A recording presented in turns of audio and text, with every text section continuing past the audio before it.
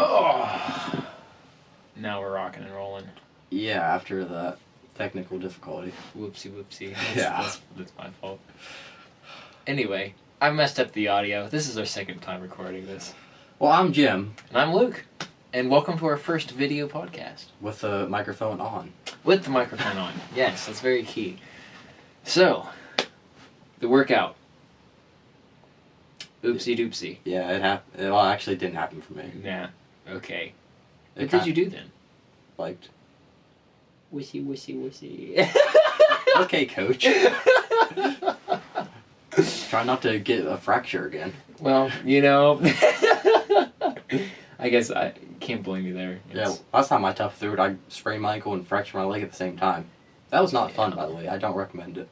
Don't fracture anything. And then don't run another 1K on it trying to tough it out. That worsens it.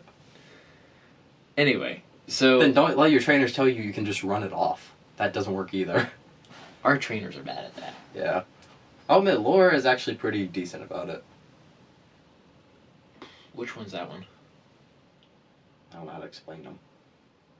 Does she have the? Is she? I know Amy. She's the one who always has her hair in a ponytail, I think. Aha. Yes. Okay, I know who you're talking about. Yeah, she's cool. I Yeah. haven't talked to her a whole lot, but she's cool. Anyway. Yeah. Origin story, right? I thought you were talking about your workout. I suppose I could talk about my workout. Anyway, the workout yesterday.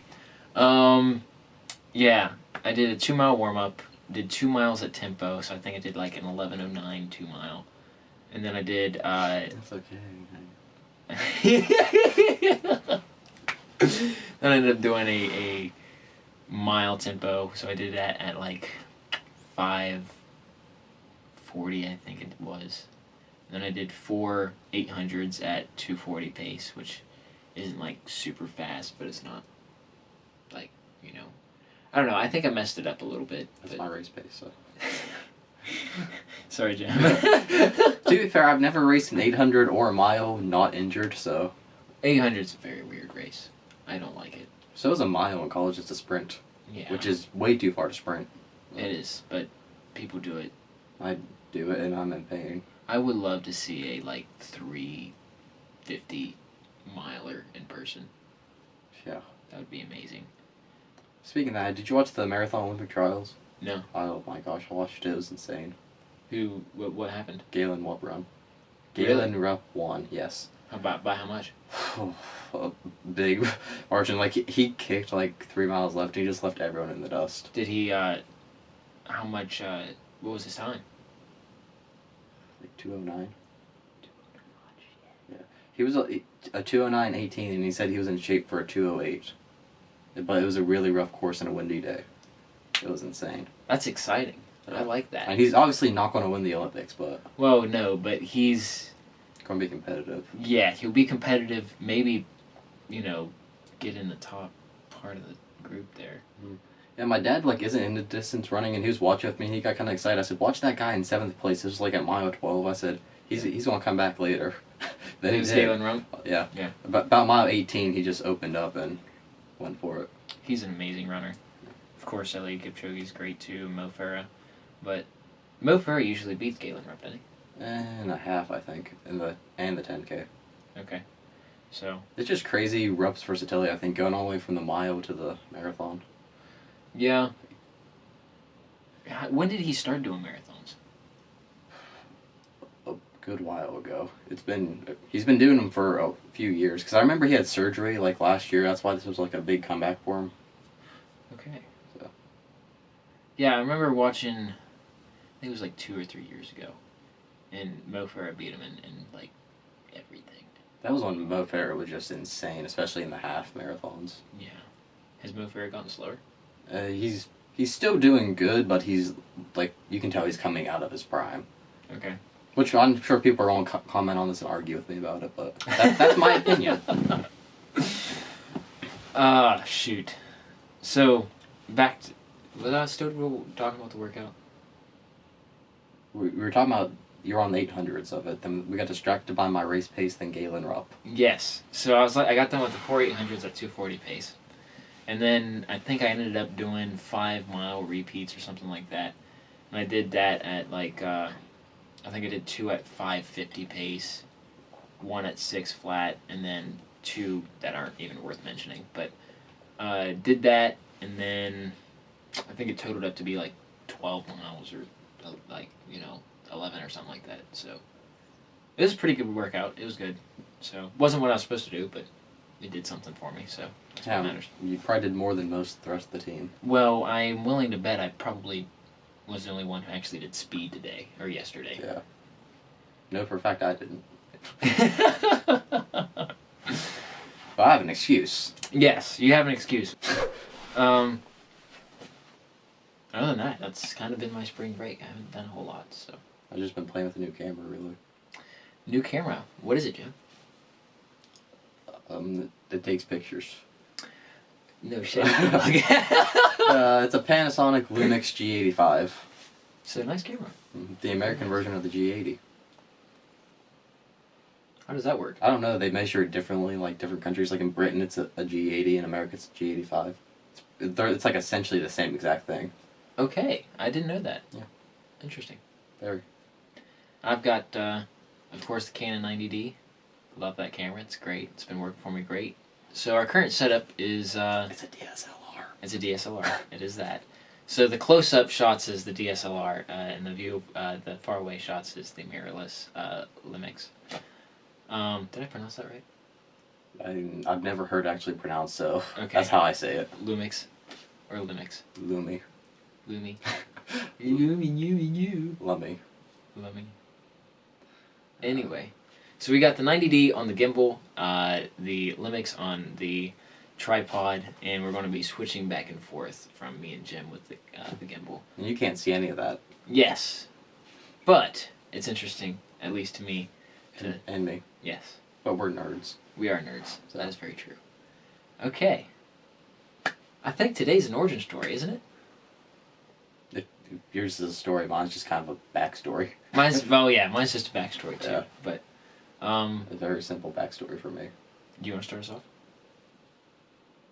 You got 30 seconds to spare? What? I said you got 30 seconds to spare? You sure? That's all it's going to take me. Okay. Alright, so where to begin? It all started when I was born by a fire in a cold, dark cave. I was not. I was born in the hills of... I think I was born in West Virginia. Ah, so you're a West Virginia kid. Technically, yeah. And then I grew up in the hills of Appalachia, Ohio, eastern Ohio. Grew up roaming the hills with my dad, fishing, hunting, trapping. Around end of my middle school, started my high school year, I played football and I wrestled. Then I got out of that side, I didn't like it. Just kind of lifted throughout my high school career. Then senior year, I decided I wanted to run a steeplechase. So I signed up for cross country. Summer training was hell. I had no idea what I was going through for it. Then I lined up for my first race, and you could imagine the shock on my face. I'm like, I gotta run up that hill. Steeples? I'm like, I have to run how far? I have to run up that hill? I ran like a 24. Then I just kept with it throughout the season. I just fell in love with distance running. Don't know why. Stuck with it, went through track season, kind of broke, fractured again. Then signed on with Muskingum and trained through summer, went through the cross season, which I'm actually proud of how our team did cross country season. Feels for some ragtag runners we did pretty well. I think we did pretty good. Yeah. When it's said and done, we didn't do too half bad. Of course we could have been way better, but Yeah. Considering the circumstances that we came from and had what we were working with, I think we did pretty good. We weren't supposed to do anything. We actually did some things. Yes. Which I was proud of. Yes. Then ended cross country season, sprained ankle, fractured fibula, and we're recovering from it now in track season. Yep. It actually took like 2 minutes. Wow. That was pretty good. I enjoyed that. What about so how long have you been, like when did you start, like, hunting and stuff? I remember my dad just taking me from as early as I can remember, just taking me out with him. Then I started carrying a gun for squirrels at 7. Okay. And I shot my first deer at the age of 10. It was a Okay. doe. Shot with a little Mossberg 20 gauge. So, mine's a little bit different than Jim's. Well, I'm Jim. Yeah, he's Jim. I'm Luke, obviously. So, I kind of started, I'm 19. That's as of, current 2020.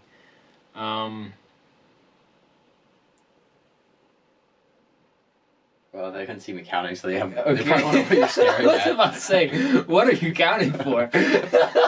How many we have left? Okay. So 9.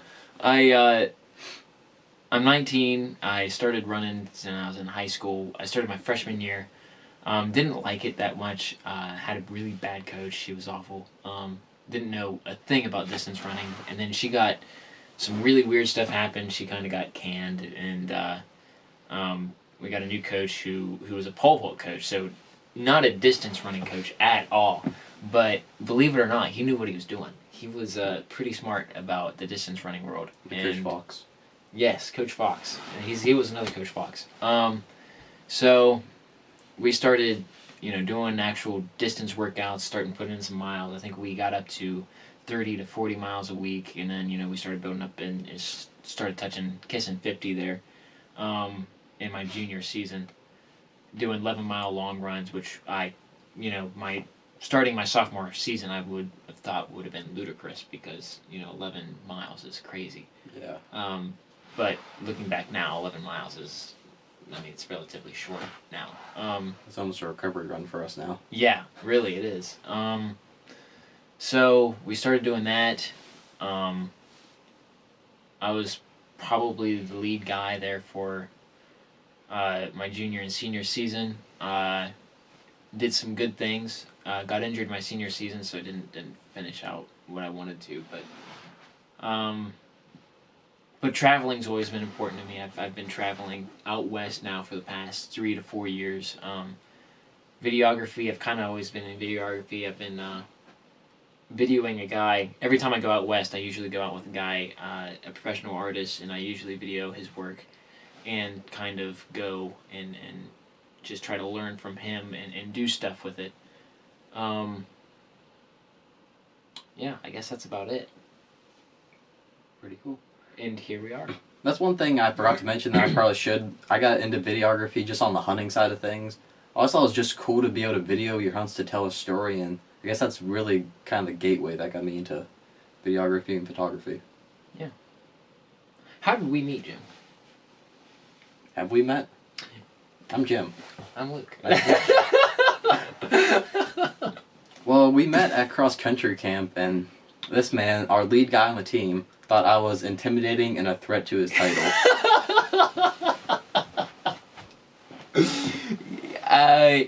I wish I could deny it, but yes, that is very true. Do you want to tell him why you thought this? Yes. I walk in. I'm the commuter, so I didn't really know anybody. I've never stayed on campus before. I never had an overnight visit. Same. I think Clay did, though. Yeah, Clay did. Because he stayed with Franzi, I think. Yeah. I didn't know anyone either. I was only on campus for like 45 minutes at that point. Okay. So me and him were kind of in the same boat. So I was just sitting there inside our weight room and trying to size everybody up. And, of course we had a very tall dude on our team. His name's Doug. And I was like, he had a beard. He did have a beard too. And I was like, oh crap, that guy's going to be tough. And then I saw Jim. And Jim had, his black hair and full beard at the time. And I was like, he's going to be fast. Little did he know. But I knew going into Muskingum I was going to be one of their top guys. I was just hoping for varsity, so I was hoping top 5. And I wasn't expecting to be the lead guy, but I was just happy to be there. I was just happy to be there at first too, and then I realized I started to have to, actually run and do stuff. So now you have a leadership role. Well, not technically. No, that's you're my leader. Yeah. But neither of us are leaders on the team apparently. So no, we're not. But as soon as our seniors get out, I have a feeling that might change because we don't have very many. We only have 1 junior and 1 sophomore, right? 2 sophomores technically. Who's the sophomore? Jay. Man, I didn't think we would spend 16 minutes in video. I think only 4 minutes covered our origin when this is an origin video. Yeah, it is pretty. We'll edit it around and put the origin stuff in the beginning. Yeah. And then we'll kind of just Or we'll do one of those things where we put like the text on the page, like if you want just our origin, skip to this part. Yes, I agree with that. Well, I think that's it. I think we covered this pretty well. I think we did too. So, Peace. peace. You're not gonna do your closing ceremony? What? It's been real. Yeah. Alright, it's been real. And it's been fun. But it ain't been real fun. I can't say this has been real fun. Okay, I it's like been this. real fun. Okay. Alright, thanks for watching, guys. Thank you.